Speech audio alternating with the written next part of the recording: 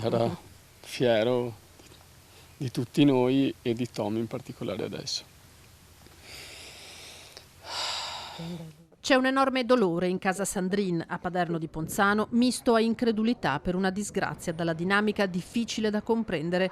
Quella costata la vita a Luciano Sandrine, 75 anni, e la passione per i rally, coltivata da pilota e trasmessa poi ai due figli, Andrea e Luca, e al nipote appena 18enne Tommaso. Proprio assistendo alla gara di quest'ultimo, al rally del Lazio Cassino, valido per il campionato italiano, Sandrine è stato colpito dalle tegole e dai mattoni di una struttura crollata in seguito all'uscita di strada dell'auto condotta da un pilota vicentino, Mattia Carlotto. Al momento risultava cosciente, poi la situazione è degenerata. All'ospedale di Cassino i medici hanno tentato di intervenire sulle lesioni a fegato e milza, ma il 75enne è morto in sala operatoria.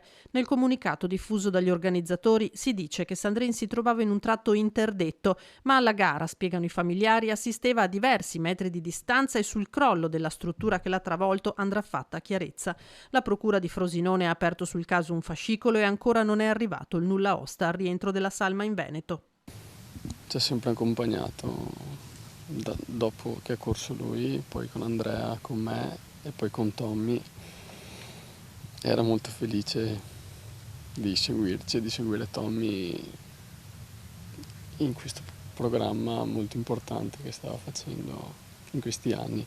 Il sindaco di Ponzano Baseggio aveva incontrato di recente Sandrine in occasione dei 50 anni di matrimonio. Facendo due parole, parlando proprio della sua passione, ed è drammatico il fatto che la sua passione l'abbia portato via, cioè essere così sfortunati sinceramente, assistere a uno spettacolo che è una gara di rally, mettersi in una posizione magari anche pericolosa, ma essere colpito semplicemente da qualcosa che cade, che viene urtato da un'auto, è proprio sfortuna. Purtroppo quando si fanno questo tipo di gare c'è sempre il rischio sia dalla parte, quando sei all'interno delle auto che corri, sia dalla parte degli spettatori, che ogni tanto può succedere una disgrazia del genere e non è facile da digerire questa cosa qua. Riccardo Bassetto, rallista a sua volta, ricorda come questa passione di famiglia fosse sfociata nella recente creazione di una scuderia, la ST12, dal nome del nipote.